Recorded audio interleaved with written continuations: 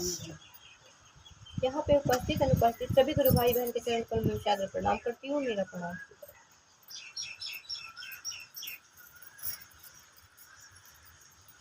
देखिए दीदी, हम लोगों के जीवन में आज ये सौभाग्य मिला है शिव को गुरु बनाने का, और आज हम लोग सभी गुरु भाई बहन ये बहुत अच्छे से जान रहे हैं कि यह सौभाग्य देने वाले हमारे साहब भैया हरिंद्रानंद है, क्योंकि हम आपके हाथ के लकीरों में नहीं महादेव के गुरु होंगे।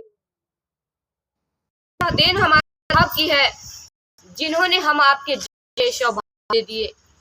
जिस शिव को अपना गुरु बनाने का सौभाग्य देवी देवता को भी नहीं मिला। देवताओं के गुरु बृहस्पति हैं, उनके गुरु महादेव हैं। दैत्यों के गुरु शुक्राचार्य हैं, उनके गुरु महादेव हैं। लेकिन हम लोग को डायरेक्ट वह शिव को गुरु बनाने का सौभाग्य साहब की दया से मिला है। तो हम लोग इस सौभाग्य व्यर्थ नहीं जाते। कुछ में मेरे जीवन मेरे गुरु हो जाए, जगत के व्यक्ति के गुरु हो जाए, यह सोच के जो हमारे साहब का उद्देश्य है कि जगत का एक एक व्यक्ति शिव शिष्य हो जाए, उस उद्देश्य को सभी गुरु भाई बहन मिलके हम अपना उद्देश्य बना ले, उसी उद्देश्य पे हम आप आगे बढ़े। क्योंकि हम आप शिव को गुरु बनाए हैं तो अपने जीवन में परिणाम पा रहे हैं। हम लोग जानते हैं कि सच में महादेव गुरु होते हैं तो जीवन में कितना परिणाम देते हैं, कितना दया करते हैं। तो हम अगले लोगों से बताएंगे, हमारा आपका उद्देश्य होगा। सार कहते हैं ना, मनसा वाचा कर्मणा, मन से वचन से कर्म से हमारा आपका उद्देश्य जो है बिल्कुल स्पष्ट हो कि सचमुच में हम जिनसे बातें कर रहे हैं, जिनको बता रहे हैं, वो भी महादेव को अपना गुरु बना ले। तो इसी उद्देश्य से हम आप सभी गुरु भाई बहन मिलके आगे बढ़े, क्योंकि हम लोगों को यह शिव शिष्यता का झंडा पूरे जगत में लहराना है। यह मसाल जो हम आप साहब के दिए हुए 3 सूत्र का हाथ में लिए हैं शिव गुरु का, इस मसाल को पूरे जगत में हम लोगों को एक एक घर में पहुंचा देना है। इसके लिए हम सभी गुरु भाई बहन मिलकर संकल्पित हो जाए, क्योंकि यह संकल्प हमारे साहब का नहीं, आज मेरा आपका अपना होना चाहिए। ये मेरा संकल्प है कि सच में गुरु शिव जो है एक एक व्यक्ति के गुरु हो जाए। इसलिए हम सभी गुरु भाई बहन मिलके आइए इस रास्ते पे चलते हैं। हम अपने साहब के साथ, साहब हमारे जो कहें कि आओ चले शिव की ओर, सचमुच में अब हम आप महादेव की ओर चलने के लिए तैयार हो जाए अपने साहब के साथ, क्योंकि हमारे साहब उंगली पकड़ के चलाने के लिए तैयार है, आगे बढ़ के ले जाने के लिए तैयार है। हम लोगों को केवल चलना होगा। इसलिए हम लोग यह जो रिश्ता बनाए हैं, दीदी रिश्ते का मतलब बहुत अच्छे से हम लोग जानते हैं। आज हमारा आपका अपना खून का जो रिश्ता है, हम लोग अच्छे से जानते हैं कि उस रिश्ते में केवल और केवल अगर हम आप किसी के लिए कुछ करते हैं तभी हमारा आपका वैल्यू होता है। अगर थोड़ा सा आप अपने परिवार से, हम अपने परिवार से उनके मन के विरुद्ध चलते हैं तो देखिए दुश्मनी करने के लिए लोग कैसे खड़ा हो जाता है। यानी खून के जो रिश्ते हैं वो मतलब के रिश्ते हैं, और कहा गया है कि मतलब का रिश्ता टिकाऊ नहीं होता है, तभी तो हर जगह छिन भिन होते रहता है। लेकिन आज हमारे साहब हम लोगों को शिव से रिश्ता जो बनाने का यह सौभाग्य दिए हैं, सचमुच में इस रिश्ते को हम आप बिल्कुल एक मिसाल बना ले कि आने वाले युग में साहब हमारे कहे ना कि शिव शिष्य का नाम स्वर्णाक्षरों में लिखा जाएगा।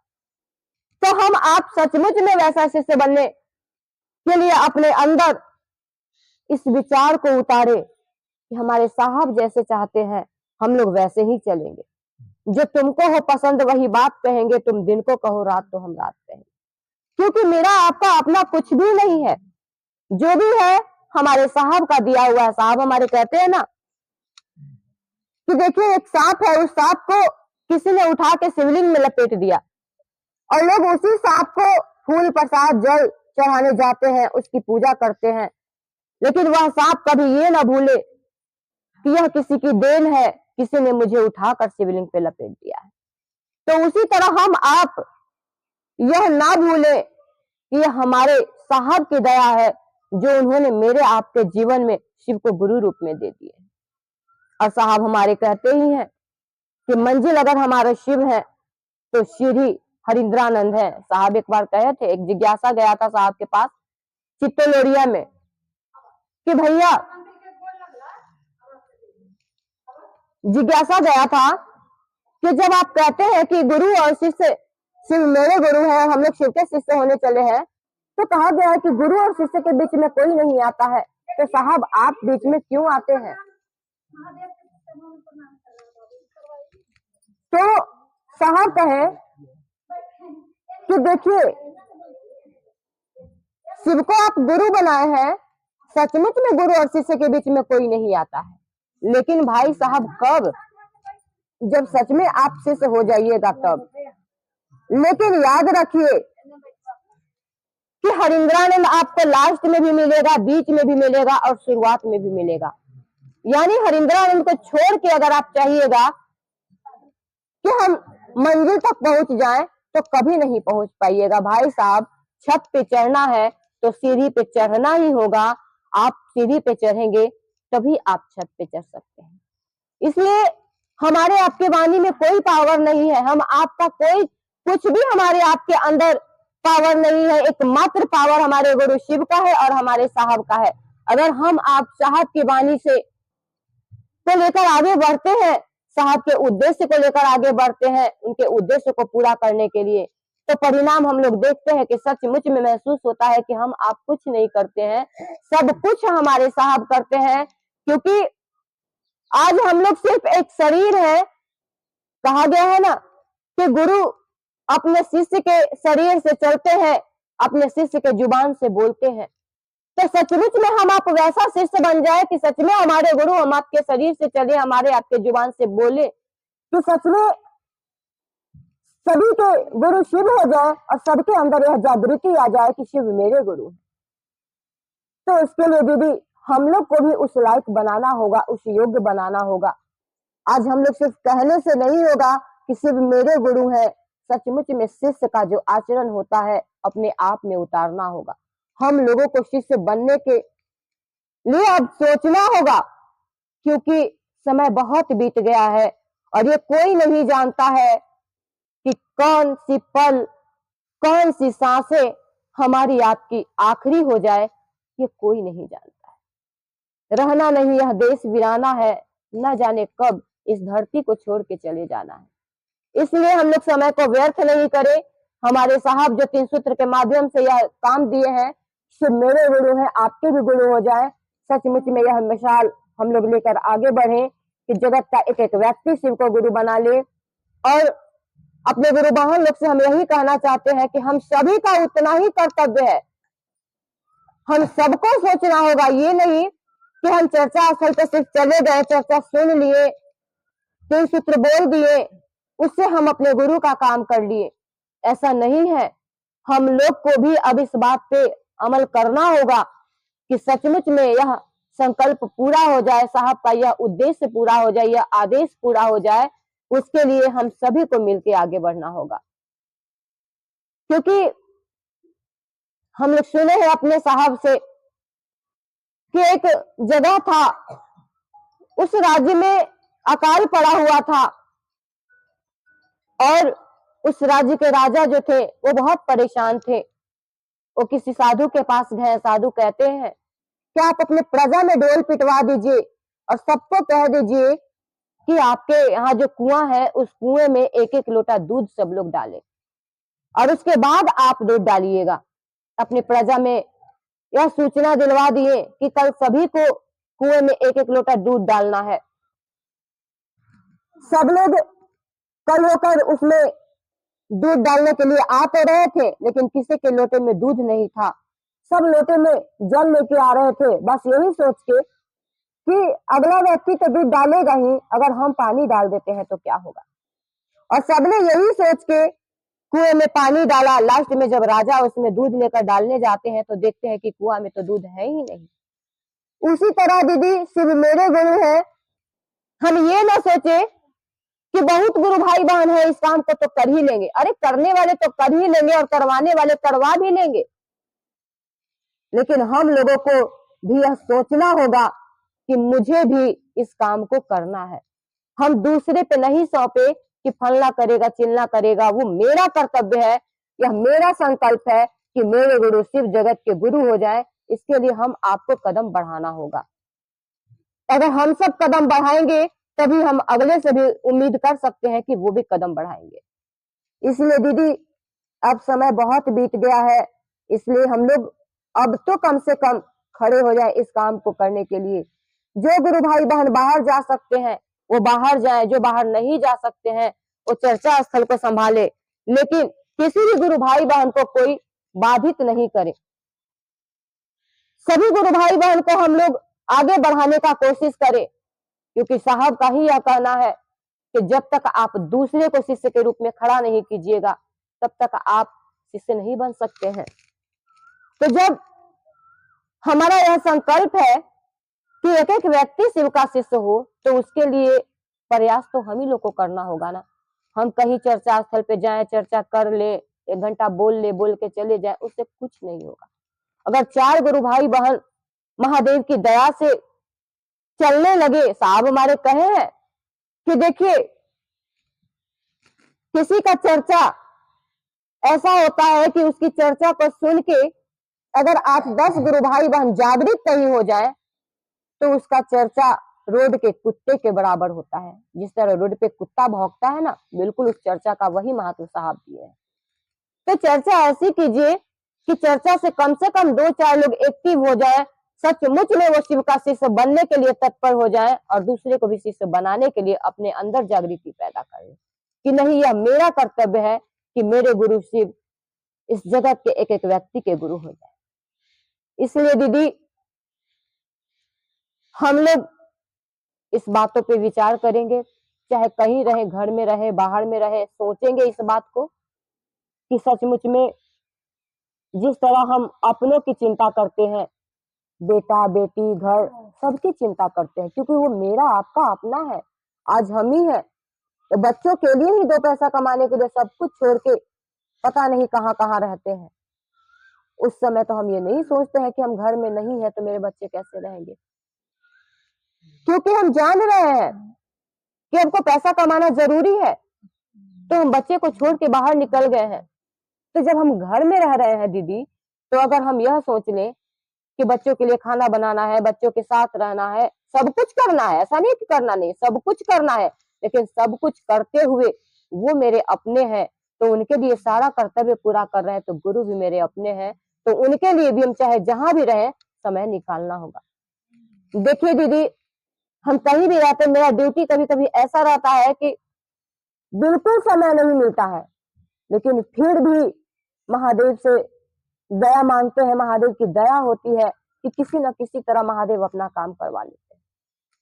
और यह वीडियो बनाने का भी मेरा सिर्फ एक ही मकसद है कि हम ड्यूटी में भी रहते हैं तो निकलने का मौका नहीं मिलता है, तो इस बहाने ही कम से कम हम अपने गुरु भाई बहन तक यह सूचना, जो हमारी चाहत है कि सच में हमारे साहब का संकल्प पूरा हो जाए, इस काम को मुझे करना है। तो इसलिए इस वीडियो के माध्यम से ही हम वीडियो को डालते हैं, और ये बहुत मतलब जहां तक जा रहा है ये तो हम लोग अच्छे से समझते हैं। और ऐसे ऐसे जगह से फोन आता है कि दीदी हम वीडियो देखे, मतलब जमुई की गुरु बहन हमको फोन करके कह रही है कि दीदी ये गुरु बहन कह रही है कि अनमिल आखिर एक गुरु बहन इस पे डाली हुई है और हम डेली इनका सुनते हैं, उनको थोड़ा सा दिखाई, कहीं कि अरे ये तो सरिता दीदी, इनसे तो हम रोज बात करते। देखिए वो नहीं पहचानती है हमको, और जो पहचानती है वो कह रही है कि अरे इनसे तो हम रोज बात करते हैं। अब वो कहने लगी कि दीदी हमको बात नहीं करवाइएगा उनसे, दीदी हमसे बात करवाइए, तो मोबाइल लेके नहीं गई हुई थी, कही कि हाँ दीदी हम बात करवाएंगे। तो महादेव का काम करना है दीदी, तो तरीका चाहे जो भी हो, अगर मेरे पास समय नहीं है कि हम बाहर निकल सकते हैं, तो तरीका चाहे जो भी हो, हमको अपने गुरु का काम करना है, चाहे जैसे भी हमको अपने महादेव का काम करना है। सचमुच में यह जगत, हमारे साहब का है ना कि विश्व के वितान पे शिव को गुरु रूप में उतार दीजिए, एक एक व्यक्ति के दिलों में महादेव को धड़का दीजिए, और यह हमारा संकल्प है कि सचमुच में महादेव एक एक व्यक्ति के दिल में धड़क जाए। इसलिए दीदी मेरे पास तो समय बहुत कम है, पता नहीं 1-2 दिन में हम चले भी जाएंगे, लेकिन जिनके पास समय है इस समय का सदुपयोग कीजिए दीदी, दुरुपयोग मत कीजिए। समय सबके पास उतना ही है, टाइम सबके लिए बराबर बना हुआ है और सबके घरों में काम होता है।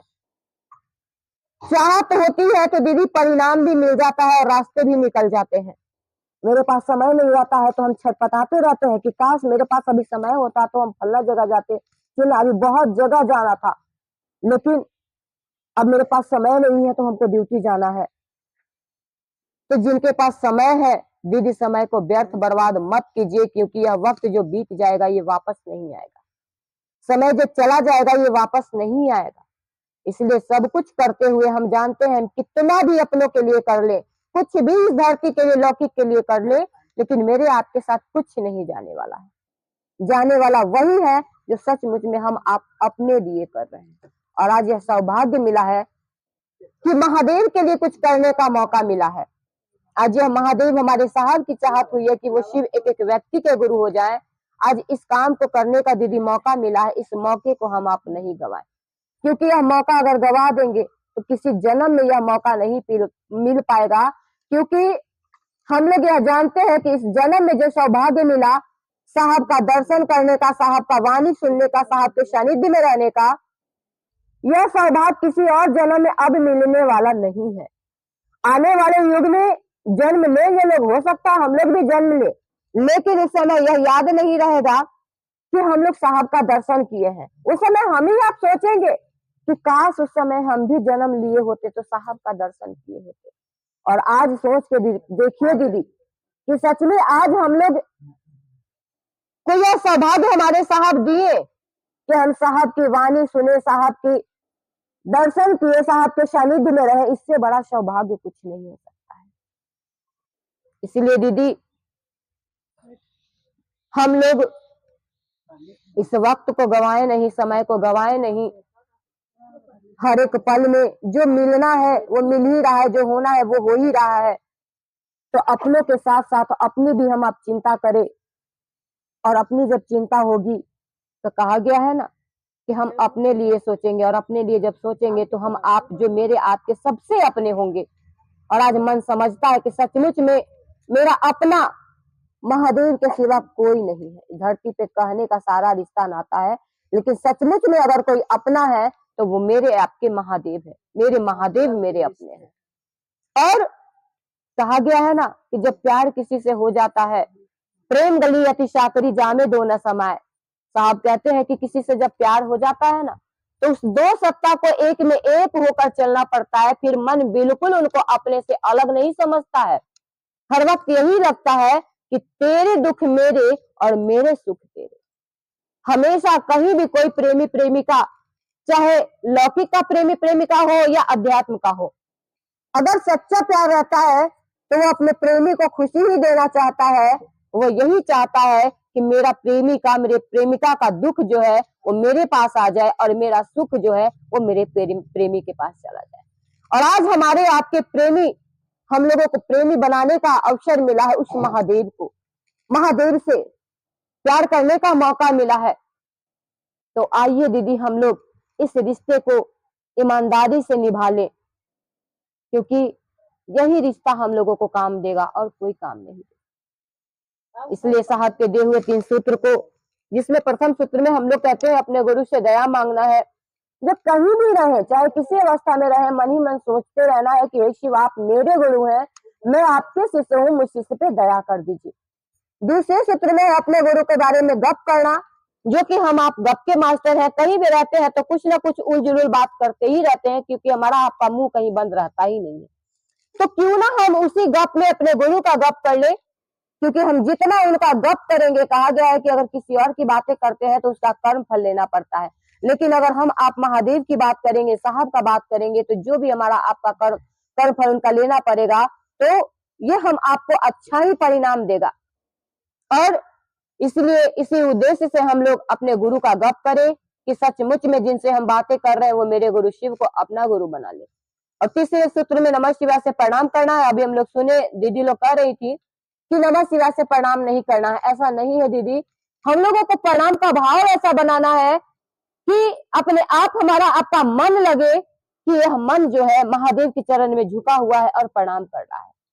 हम महादेव को याद करें तो ऐसा बिल्कुल प्रतीत हो, महसूस हो कि महादेव के सामने खड़े हैं और मेरा दोनों हाथ जुड़ा हुआ है, सर झुका हुआ है और हम उनको प्रणाम कर रहे हैं। साहब को भी याद करते हैं तो उसी तरह साहब को प्रणाम करें। लगे कि साहब सामने में खड़ा है और मैं सर झुका के उनको प्रणाम कर रही हूँ। उसी तरह अपने गुरु को नमः शिवाय से प्रणाम जो करना है 108 बार, तो उस प्रणाम का भाव भी बिल्कुल वैसे ही है। महादेव को बिल्कुल उस भाव की स्थिति में जाके प्रणाम करना है जहां पे एक में एक साहब कहे ना, एक में एक का मतलब होता है कि दो सत्ता एक हो जाना। तो बिल्कुल जिस तरह हम अपने मम्मी पापा के पास जाते हैं, उनको प्रणाम करना होता है तो डायरेक्ट सर झुकता है और हाथ उनके चरण पे चला जाता है। उस समय जुबान नहीं बोलता है प्रणाम, लेकिन मन अंदर अंदर जरूर प्रणाम कर लेता है। उसी तरह अपने गुरु को प्रणाम करना है। मन ऐसा महसूस करे कि हम बिल्कुल महादेव के नजदीक हैं, मेरा सर झुका हुआ है और हम अपने गुरु को प्रणाम कर रहे हैं। यही सब 3 सूत्र हमारे जो साहब दिए हैं, इस 3 सूत्र के माध्यम से सचमुच में साहब हमारे कहे ना कि इससे अलग कुछ भी नहीं है। इस 3 सूत्र में सारी शक्तियां समाहित है, सब कुछ इसी में मिलेगा। जितना मंथन कीजिएगा सब कुछ इसी में मिलेगा। और आज हमारे साहब एक भी ऐसी बात नहीं छोड़ के गए जिसके लिए हमको कहीं भटकने की जरूरत है, किसी गुरु भाई बहन के पास जाने की जरूरत है। हम आप महादेव से जब मन करे उनसे हम पूछ सकते हैं, बातें कर सकते हैं। साहब हमारे कहे कि रात के 11 बजे के बाद आप महादेव से बात कीजिए, मुझसे बात कीजिए, जो भी जिज्ञासा है आप मुझसे कीजिए, सारे जिज्ञासा का समाधान मैं करूंगा। इसलिए हम लोग किसी गुरु भाई बहन के फेर में ना पड़े, सिर्फ महादेव के फेर में पड़े, अपने साहब दीदी के फेर में पड़े। क्योंकि अगर हम गुरु भाई बहन को पकड़ते हैं तो दीदी हम ही हो या कोई भी हो, किसी गुरु भाई बहन का अपना कोई सामर्थ्य नहीं है। वो जो भी कहेंगे देंगे तो महादेव से ही लेके देंगे। लेकिन अगर गुरु भाई बहन को पकड़ते हैं तो गुरु भाई बहन के पावर जो है, क्योंकि हम आप जानते हैं कि सबका अपना अपना कर्म फल है, तो हम उनके फेर में क्यों पड़े, हम अपने गुरु के फेर में पड़ेंगे, अपने साहब दीदी के फेर में पड़ेंगे। क्योंकि रास्ता दिखाने वाले और चलाने वाले दोनों हमारे महादेव और साहब ही हैं। इसलिए जो सीखना है हम अपने गुरु से सीखेंगे, अपने साहब से सीखेंगे और अपने गुरु को और साहब दीदी को साथ लेकर हम लोग आगे बढ़ते चले। रास्ता दिखाने के लिए, रास्ते पे चलाने के लिए हाथ पकड़ के हमारे साहब खड़े हैं। और यही सब वाणी के साथ मैं फिर से यहाँ पे उपस्थित सभी गुरु भाई बहन के चरणों में प्रणाम करती हूँ। मेरा प्रणाम स्वीकार।